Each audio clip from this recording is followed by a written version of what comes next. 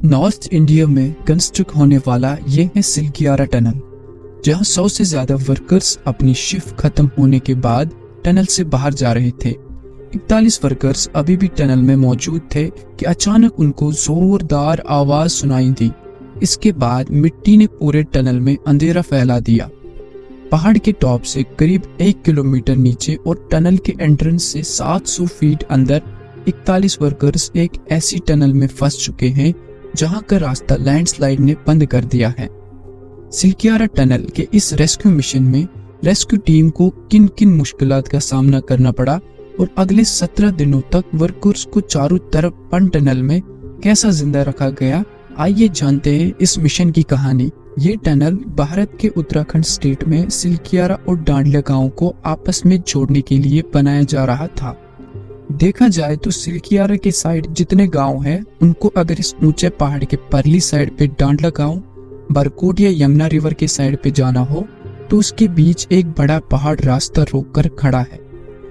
यहाँ रोड तो बना है जो 36 किलोमीटर लंबा है, लेकिन इसको 2 घंटे में कवर किया जाता है, जिसमें ट्रैफिक पहले सिलकियारा रेडी टॉप पे जाता है और फिर वहां से पहाड़ की दूसरी तरफ से उतरने का सफर शुरू होता है। पर मसला ये है कि ये रास्ता अक्सर लैंडस्लाइड और सर्दियों में बर्फबारी की वजह से बंद रहता है, जिसका मतलब है कि दोनों वैली अब एक दूसरे से कट जाती है। इस मसले को हल करने के लिए भारत ने यहाँ एक फास्ट रूट बनाने का प्लान बनाया, जिसमें इस पहाड़ के अंदर से जहाँ रेडी टॉप है उसके नीचे एक टनल खोदना शुरू किया गया। ये टनल सिलकियारा और बरकोट को आपस में जोड़ सकेगी और यही वजह है कि इसका नाम सिलकियारा टनल रखा गया है। इससे 36 किलोमीटर का ये खतरनाक रास्ता सिर्फ 4.5 किलोमीटर तक का रह जाए। यानी जहां इस सफर में 2 घंटे लगते थे, वही अब सिर्फ 10 मिनटों में ये पार हो सकता है, और वो भी साल के 12 महीने। करीब 2019 में इस प्रोजेक्ट पर काम शुरू कर दिया गया था, पर क्योंकि यहाँ हारिश रोड की कंडीशन की वजह से टनल बोरिंग मशीन के यहाँ जाना पॉसिबल नहीं है, तो इस वजह से इस टनल की खुदाई के लिए ड्रिल एंड ब्लास्ट मेथड को इस्तेमाल किया गया। इस तरह से पहाड़ में ड्रिल किया जाता है, फिर डायनामाइट से फोड़ा जाता है। धमाके की वजह से पहाड़ का वो हिस्सा कमजोर हो जाता है और फिर उसमें खुदाई करना आसान हो जाता है। पर जहां इस तरीके के फायदे हैं, वही नुकसान भी है। नुकसान ये है कि अगर धमाका थोड़ा सा भी ज्यादा हो गया तो वो पूरे पहाड़ को भी कमजोर कर सकता है। फिर किसी भी वक्त खुदा गया टनल कोलैप्स हो सकता है। ऐसा ही कुछ सिलकियारा टनल के साथ हुआ। 12 नवंबर 2023 को दिवाली के दिन 41 मजदूर टनल के अंदर काम कर रहे थे। रोज की तरह वो अपने घर बार छोड़कर यहाँ तो आए थे, लेकिन आज के दिन वो वापस नहीं जा पाएंगे, इसका अंदाजा किसी को भी नहीं था। सुबह 5:30 बजे अचानक से पहाड़ के कमजोर हिस्से में लैंडस्लाइड हुई और उसने टनल के 60 मीटर के एरिया को बुरी तरह से कोलैप्स कर दिया। यह कोलैप्स सिलकियारा के साइड से 210 मीटर के बाद हुआ, यानी जो वर्कर्स 210 मीटर के अंदर थे, उनका बाहर आने का रास्ता अब पूरी तरह से ब्लॉक हो चुका था। कोलैप्स के फौरन बाहर लोगों में भगदड़ मच गई। सबको यही लग रहा था कि पूरी टनल ही कोलैप्स हो गई है और अंदर काम करने वाले सारे वर्कर्स उसमें दब गए हैं। हर तरफ शोर मचना शुरू हो गया। जहां दिवाली पर खुशियां मनानी थी, वहां पर अब मातम का सामान था। इसी के साथ एडमिनिस्ट्रेशन ने इमरजेंसी डिक्लेयर कर दी। सबसे पहले ये जानना था कि अंदर मौजूद मजदूर जिंदा है या नहीं। उसके लिए ये जानना था कि लैंडस्लाइड ने पूरी टनल को कोलैप्स किया है या थोड़ी को। बिना टाइम वेस्ट करे मशीन बुलाई गई और लैंडस्लाइड में ड्रिलिंग शुरू की गई। अभी ड्रिलिंग पाइप 60 मीटर अंदर गई थी कि अचानक ड्रिल मशीन पर जोर लगना खत्म हो गया। ये एक खुशखबरी थी, क्योंकि ड्रिल मशीन पे जोर न लगने का मतलब है कि लैंडस्लाइड ने सिर्फ 60 मीटर के हिस्से को ही ब्लॉक किया हुआ है और आगे का रास्ता बिल्कुल खाली है।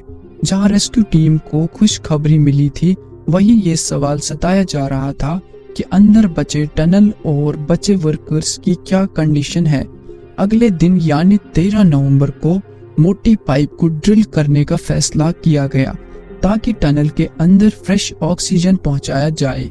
ये पाइप तो 6 इंच मोटी थी, लेकिन इस पाइप को ड्रिल करना भी खतरे से खाली नहीं था, क्योंकि ड्रिल की वजह से दूसरे साइड लैंडस्लाइड न हो जाए।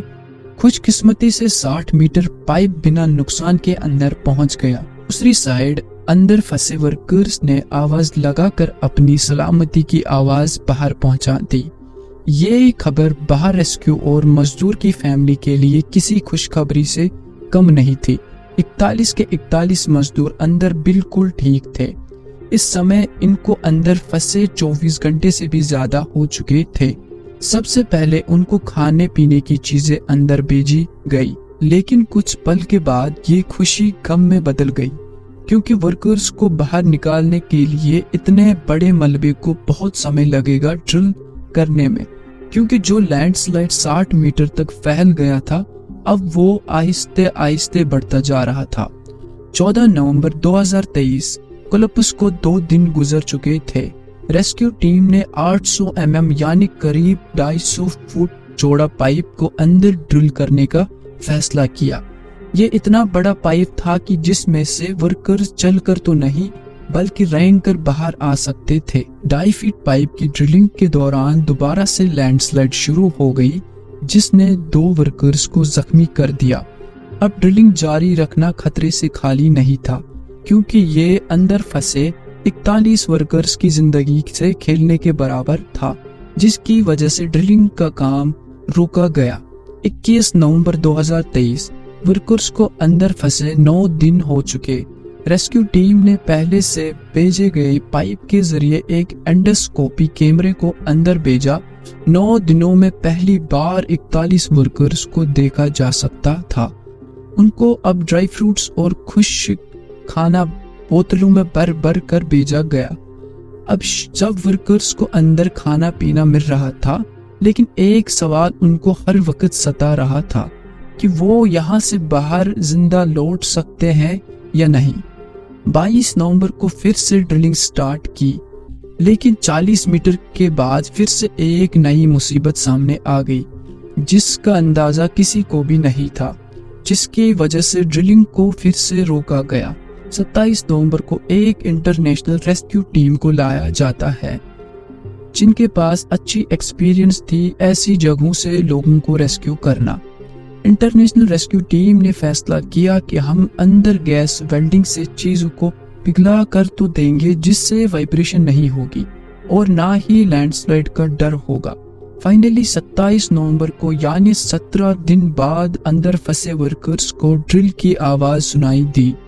थोड़ी ही देर बाद 2.5 फीट चौड़ा पाइप मलबे से बाहर आया तो सबके चेहरों पर खुशी देखी। अब एक एक करके 2.5 फीट पाइप से वर्कर्स को बाहर निकाला जाने लगे। ये लम्हा न सिर्फ वर्कर्स की फैमिली के लिए बल्कि पूरे देश के लोगों के लिए यादगार लम्हा था। उम्मीद है आपको ये वीडियो अच्छी लगी हो।